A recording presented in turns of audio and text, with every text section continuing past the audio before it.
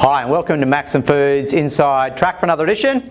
We'll start off with whole milk powder. We'll just kick off with Australian milk numbers to end the season. We're down, only finished down about 5.7%, which is a bit of an anomaly in how we felt as though the season was tracking here. We just failed to take account of a co-op's milk, so that's a pretty good result for Australia considering where we were, down to about 8.8 billion litres, and the first time in about 20 odd years that we've been below 9 billion litres in Australia. So the forecast for next season is potentially another decline of between 1 and 3% depending on how it's looking, but these drought conditions are still taking hold. Whole milk powder, pretty good result on the GDT, large Chinese involvement, keeping that pricing reasonably flat-ish. Their economy's starting to come off over there, the yuan devaluing.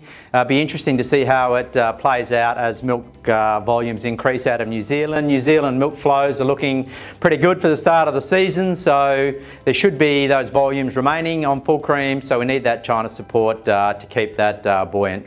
On to skim milk powder now, feeling pretty balanced. There still is a disparity of around about US $200 a tonne with a premium of the New Zealand product over EU and US.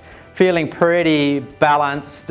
We may see some slight firming going into Q1 2020, but at the moment skim milk powder is there or thereabouts. There is fresh production available, probably starting to see the end of some of that intervention stock being worked through going into fat field, etc. So yeah, sideways to possibly some firming for skim. Moving on to the fats now, butter and AMF.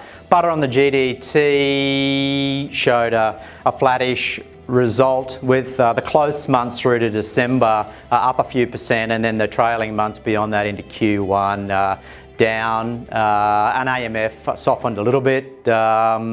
European butter feels as though with cream demand has found a little bit of a base over there, so we may see fat levels start to stabilise and potentially turn around, just depending on that supply-demand equation. On to cheddar now, slightly off on the GDT.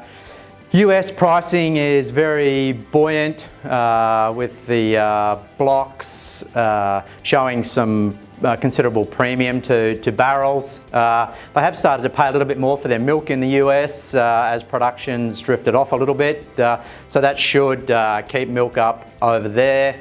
In Europe there's still concerns around Brexit, especially with the Irish and the EU, so that'll be interesting to see how that plays out. Fresh production of mild cheddar Australian origin product is still extremely difficult to find at the moment, so Japanese demand has been buoyant, up 3 or 4% for the first half of 2019, so that's been good on the demand side. But yeah, still a tale of different markets with the cheddar at the moment. Our last product group, whey lactose. This is still remaining under pressure, probably just a hangover effect from the swine flu in China and those Asian regions. Some June figures for China whey imports is down about 12%, and that's off a pretty considerable volume. So yeah, we may see this category drift off further whilst there's supply-demand imbalance. Thanks very much for joining us on this edition. We'll look forward to seeing you soon. Thank you.